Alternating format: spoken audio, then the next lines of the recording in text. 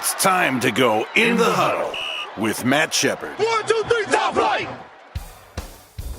So behind us is a football field. What did football teach you, and what do you think the life lessons football brings to kids? When I look back on it, I had a high school degree, I had an undergraduate degree and a master's degree, and I think more of life lessons came from my participation in football than maybe the coursework that I had. And I mean that because of life, on the goal line, it's 4th and 1, 11 on one side and 11 on the other side, coming together to score or stop the score, the teamwork and all those great lessons of football. And then to coach it for 46 years, I think back when I was about 12 years old and decided football is what I wanted to do, I made a good decision.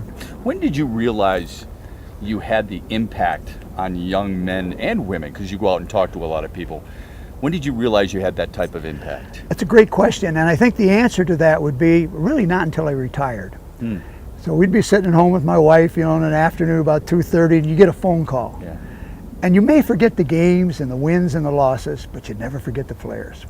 And as soon as he would mention his name, you had an image of a youngster. You might remember the number, or you might remember something about him. And then he would say this.